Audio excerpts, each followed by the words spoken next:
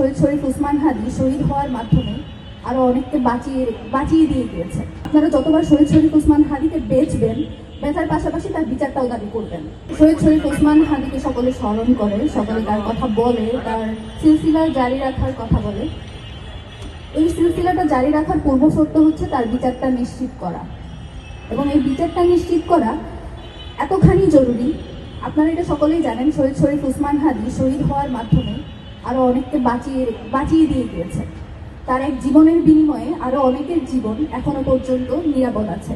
যাদের জীবন নিরাপদ আছে তাদেরকে আমরা সব জায়গায় কথা বলতে দেখি, শহীদ শরীফ ওসমান হাদিকে স্মরণ করতে দেখি, তার কথা বলে ভোটও চাইতে দেখি, কিন্তু তার বিচারের কথা বলতে দেখি না। তো এটা আমার আক্ষেপের জায়গা। যেহেতু এখানে অনেক মিডিয়া আছে, তার থ্রুতে আমি জানালাম যে আপনারা যতবার শহীদ শরীফ ওসমান হাদিকে বেচার পাশাপাশি তার বিচারটাও দাবি করবেন। এটা আপনার জীবনের জন্যই বেশি জরুরি, বাংলাদেশের স্বাধীনতা সার্বভৌমত্বের জন্যই জরুরি। যারা বাংলাদেশপন্থী রাজনীতি করতে চান তাদের প্রথম এবং প্রধান কর্তব্য হওয়া উচিত যারা বাংলাদেশের স্বাধীনতা সার্বভৌমত্ব নিয়ে যারা কথা বলে, যারা স্বাধীনতা সার্বভৌমত্বের লড়াই জারি রাখে, তাদেরকে যারা খুন করে তাদের চিহ্নিত করে বিচারের আওতায় আনাটাও খুব বেশি জরুরি, আপনাদের নিজেদের জীবনের জন্য, আপনাদের রাজনীতির জন্য। সেকেন্ড ফেজে যাই। আজকে যে আয়োজনটা হয়েছে তরুণ কলাম লেখক ফোরাম এবং ডাকসুর আয়োজন, ডাকসুর মুক্তিযুদ্ধ গণতান্ত্রিক আন্দোলন সম্পাদক হিসেবে আমি আমার ডাকসুর অন্যান্য সম্পাদককে যারা এই আয়োজনের সাথে ছিল তাদেরকে ধন্যবাদ জানাতে চাই। এবং এই সিলসিলাটা জারি রাখা তো আসলে সবার জন্যই জরুরি। সিলসিলা জারি রাখার প্রয়োজনীয়তা কেন বলছি, আমাদের লড়াইটা আসলে খুব স্বল্প সময়ের না, আমাদের লড়াইটা দীর্ঘ। যেভাবে শহীদ শরীফ ওসমান হাদি ভাই বলতেন যে দাসত্ব যে জমিনের নিশ্চল নিয়তি, লড়াই সেখানে সর্বোত্তম ইবাদত। আমরা মনে করি যে বুদ্ধিবৃত্তিক লড়াই, যে সাংস্কৃতিক যে লড়াই, এটা আমাদের জিহাদ।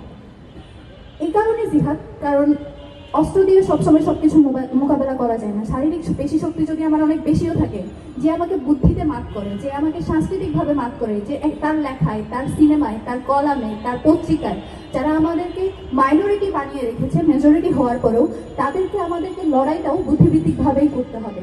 এই বুদ্ধিবৃত্তিক লড়াই শুরু করেছিলেন বলেই শহীদ শরীফ ওসমান হাদিকে টার্গেটেড হতে হয়েছিল। সেই জায়গা থেকে আমাদের যেটা প্রথম দায়িত্ব সেটা হচ্ছে আমাদের আগামী প্রজন্ম, তাদেরকে সেভাবে যোগ্য হিসেবে, সেভাবে স্কিল হিসেবে, বাংলাদেশপন্থী হিসেবে গড়ে তোলা। শুধুমাত্র স্কিল থাকবে, অনেক মেধা থাকবে, আমি অনেক কাজ করবো, আমি অনেক সুশীলতা করবো, আমি অনেক ছায়ানট করবো, আমি অনেক উদ্ধৃতি করবো, আমি অনেক প্রাবন্ধিক ভাষায় কথা বলবো, কিন্তু আমার সেই কথার মধ্যে যদি আমার বাংলাদেশপন্থী মনোভাব না থাকে, আমার কাজটা যদি অন্য একটা দেশকে সার্ভ করা হয়ে থাকে, তাহলে সেই কাজের, সেই সম্মানের, সেই যে আমার কন্ট্রিবিউশন, সেটা তো আর কোনো দাম থাকলো না। তো সেটা জারি রাখার অন্যতম মাধ্যম হিসেবে বই পড়া, এবং সে বইয়ের যে বাংলাদেশ পন্থা নিজেদের কাজের মাধ্যমে তৈরি করা, সেটার একটা অন্যতম মাধ্যম হচ্ছে বই মেলা, বই পড়া। তো সেটার যে আয়োজন, সেটার জন্য সবাইকে ধন্যবাদ। চকলেটে একাকার হয়ে ওঠা প্রাণ লেয়ার সম্পর্কের মিষ্টি ম্যাজিক।